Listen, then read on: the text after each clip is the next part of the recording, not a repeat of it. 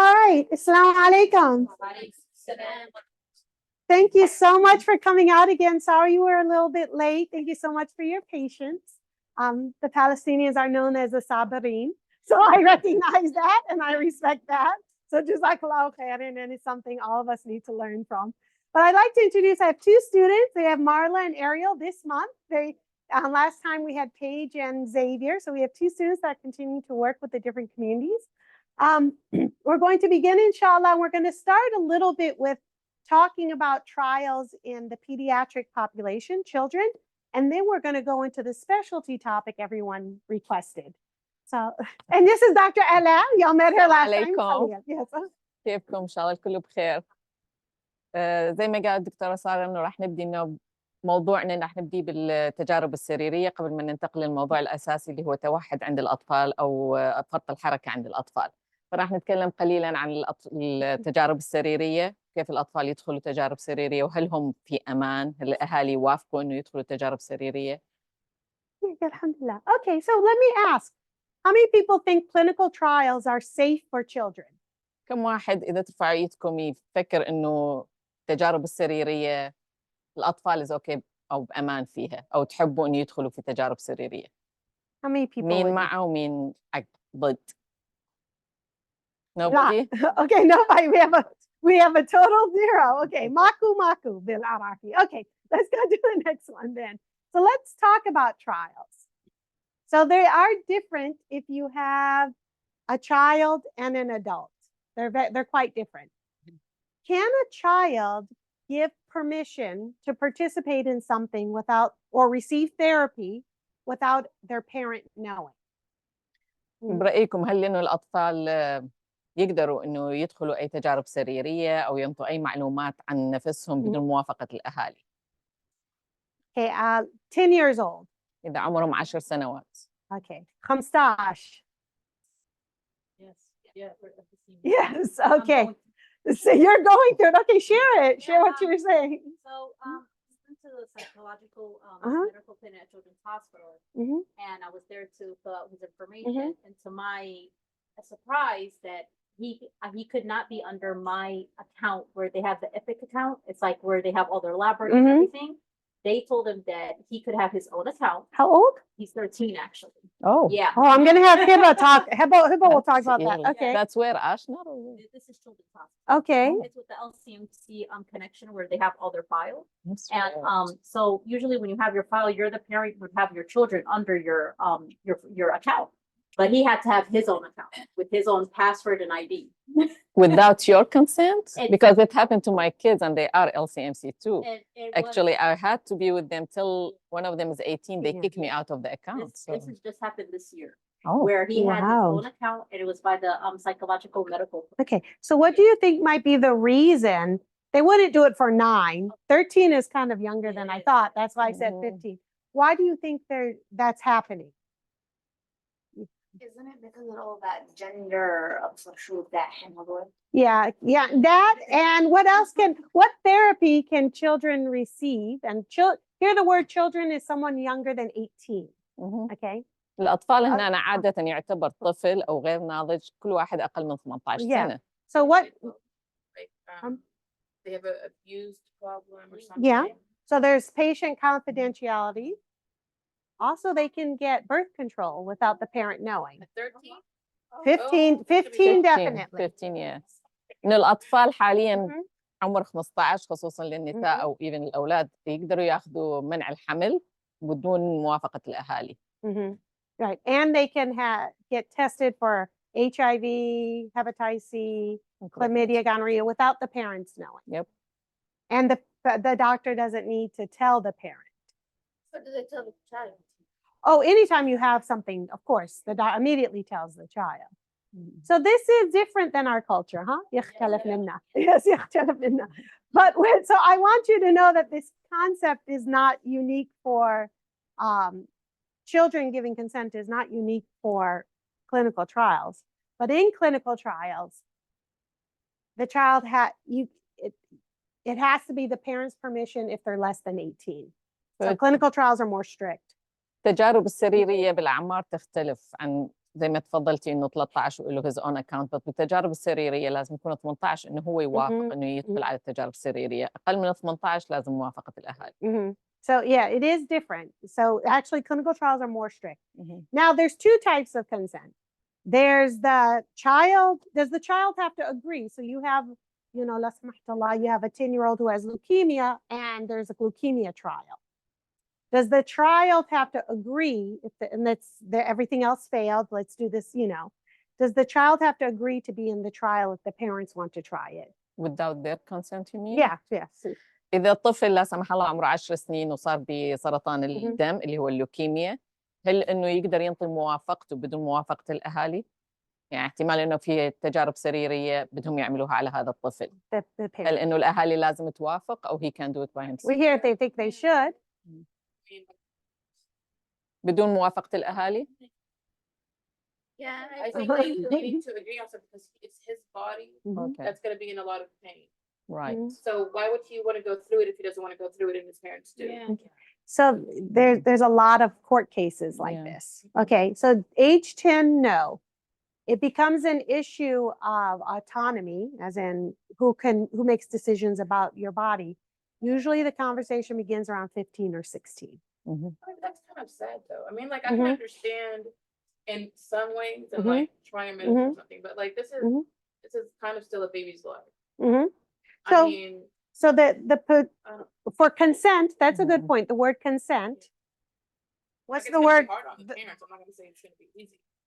The important thing for medicine, for clinical trials, for surgeries, the word before it is informed. Mhm. What does that mean to be informed? قبل كانت ما يسموها موافقة، إعطاء معلومات.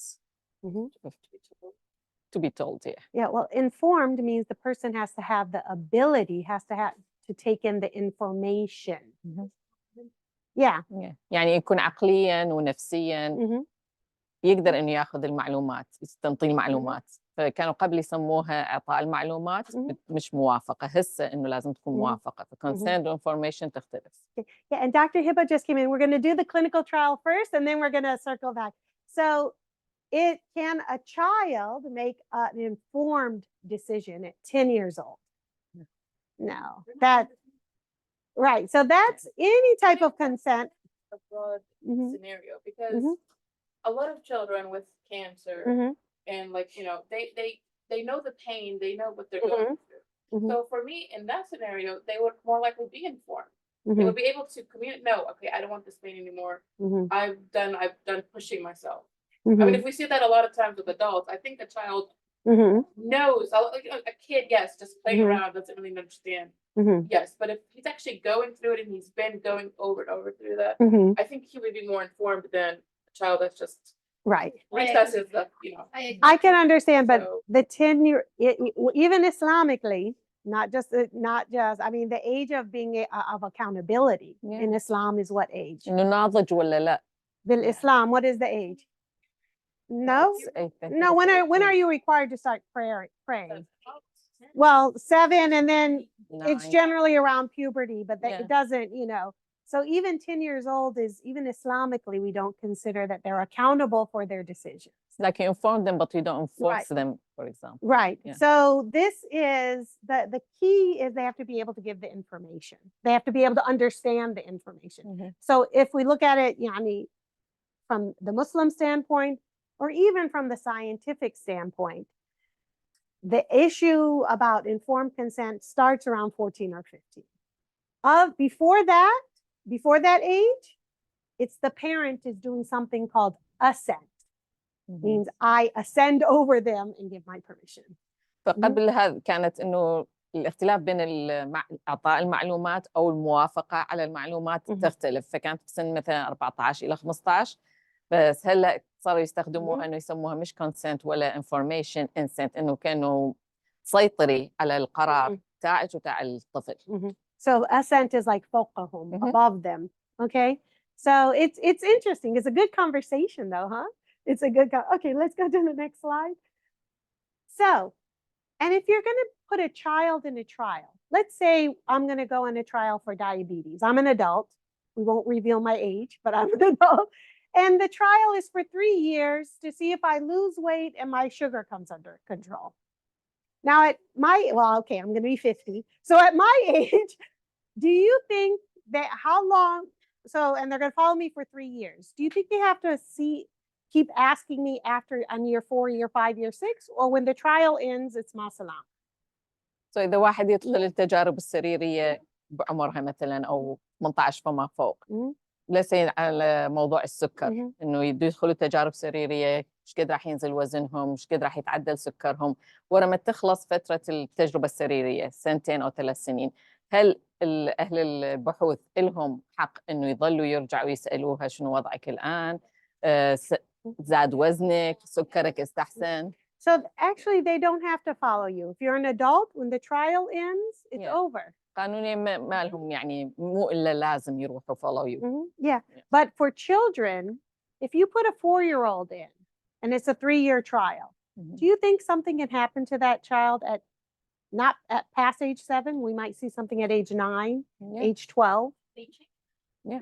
As they change, maybe the medicine that we don't change. I mean, we're changing, but not in the direction we want. But they do. They change more significantly, right? So they change. So we have to usually add about 6 more years for every trial that has a child.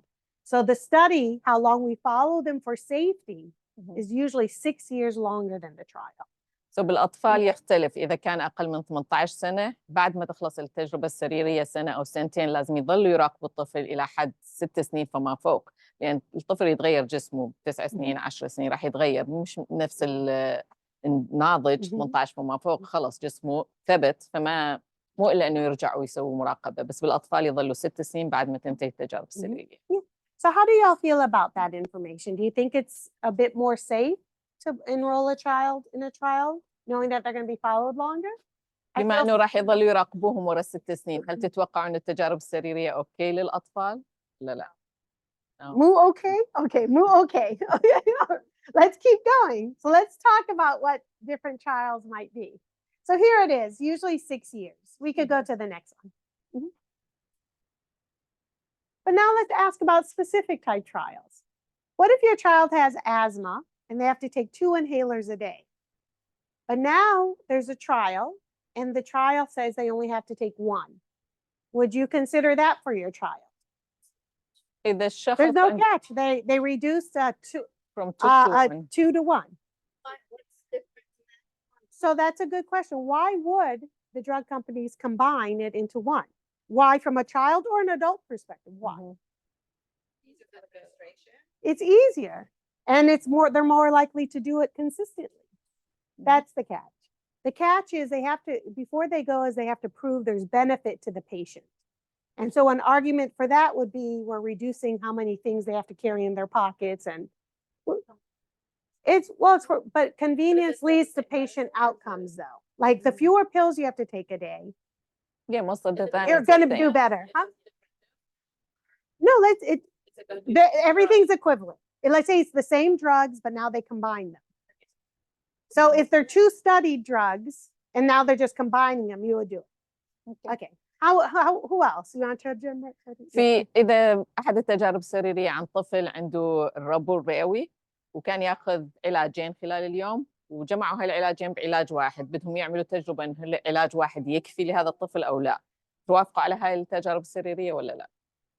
Yeah. See, so that would be a clinical trial. What if we had an obesity trial? You have a 12-year-old child who's like 4'10" and 180 pounds. And the trial was about diet and exercise. وإذا التجربة السريرية كانت عن زيادة الوزن، إنه عمره صغير وهو أكثر من الوزن اللازم. Would you do it if it's medication? If the obesity negatively impact like his heart, function, his ability to participate in different things, maybe. Yes. Maybe, if it's a medication. Okay, I'm hearing some maybes, but diet and exercise, most people feel comfortable with? It's just more like the medicine is what kind of scares us. Yeah, no, this is so there's a fear of unknown. Yeah. What if it's a medication that is studied in adults for 15 years? Now they're going to do it in children. إذا العلاج كان مجرب على الناضجين لمدة 15 سنة. Usually medications are studied in adults before Yeah. children. Yeah, unless it's something that's a child's only disease. Okay, we talked about what if the child has gone through cancer treatment and everything has failed? And this is the last line. Would you enroll your child in that type of trial? Yeah. Oh, yes. Yes. Mia bin Mia. Okay, okay, we're hearing that, yes. Or like. Life-threatening. For your child, yeah. So for your child, you do anything. You go to the end. Mhm. Okay, that's interesting. Okay, good. What if, and this is an interesting one because I asked the other group, what if you have a little boy who's only in the 2 percentile? The doctor tells you when he's a man, he's only going to be 4'10". But we have a growth hormone that can help him grow before he can, Mhm. would you'd be okay with him being 4'10", your boy? Okay. Falls in that Yeah, no, but that's you. But let's hear. So you would say, Alhamdulillah, Allah wrote this. This is Nasib. How about anybody else? Mhm. You would feel that if there's a medication and intervention, a drug that we're now studying in children, you would not consider it.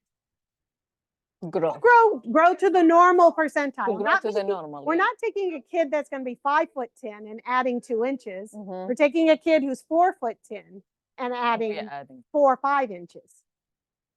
Bad. Hmm? Not bad. Not bad. Yeah, think about it. Things might not be for. No, most of them it's about 5 inches. Yeah, y'all are thinking, okay, good.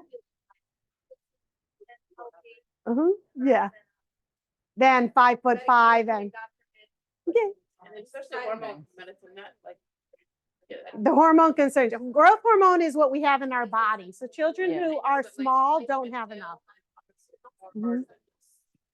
What's in our body. Okay. Mess up a whole lot.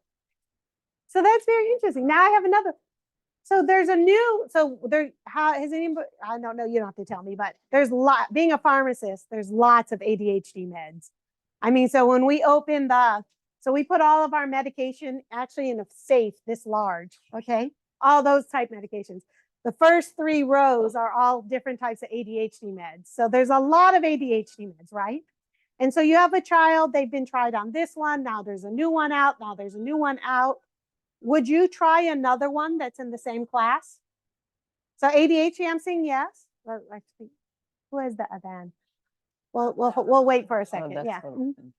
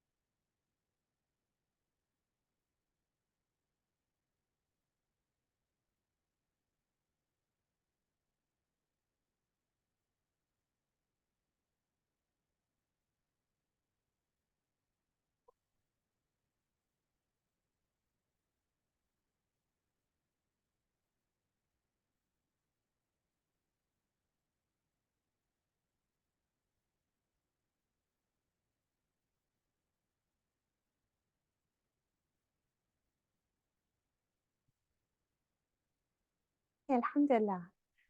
So if we're talking about, so we heard some about, because some ADHD sometimes it's lifestyle every day, right? So I hear interest in somebody trying new types of ADHD. How, anybody else? Yes. As a parent who gave their kids Mhm. ADHD Mhm. medication, I think the outcome is what dictates what you do.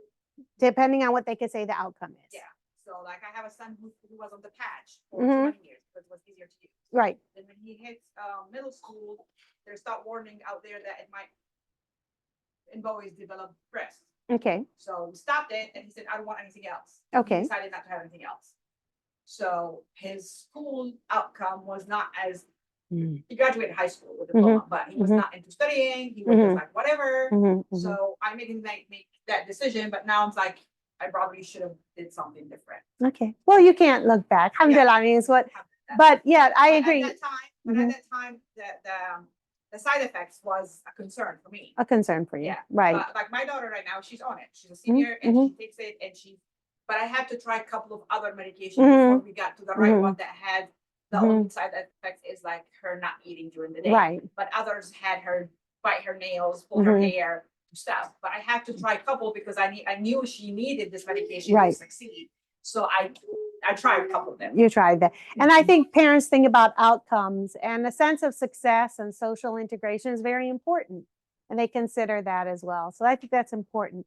I'm just going to ask about one last one. You know, when we bring our 2 and 4 month old, they come out of the doctor's office with shots and Band-Aids all over. What if they were able to combine those vaccines from 4 to 2 shots? Would you enroll your child in that type of trial? It's the same vaccine. They're just putting them together. Yes. Okay. All right, inshallah. So let's go to the next slide. Okay. So these are some trials that are going on here. So there is a trial for COVID. This is a drug that's very old, actually, well studied in adults, and has been used in children. It's been used in children, like, because it's not a new drug, it's a very old drug. Now they're looking at it in children specifically for COVID, okay, to decrease how long they have the syndrome. And they also have a new trial looking at a new medication for long-term asthma control. So children don't have to take the inhalers every day. So that is a trial that's going on here. And then this is a sickle cell disease, which is a disease mostly of African Americans. So فهاي نوعيات التجارب السريرية اللي هلأ بتحدث، اللي أحدها دواء يعني مستخدم قبل للناضجين 18 سنة فما فوق ضد فيروس الكوفيد، لما الواحد يصير عنده إنه تقلل فترة المرض. هسه بيستخدموا إنه كتجارب سريرية للأطفال حتى تقلل فترة مرضهم. وكمان في على فقر الدم المنجلي بيعملوا على هذه كمان تجارب سريرية. والربو الرئوي إنه يقللوا كمية العلاج اللي بياخذوه أكثر من 2 أو 3 مرات باليوم، بياخذوه مرة أو مرتين. Yeah. Okay, very good. And so I think what we're going to do is now we're going to go all the way back to the beginning. I'm going to bring up Dr. Hiba. Come on up. Alhamdulillah, we have Dr. Hiba Al-Asad.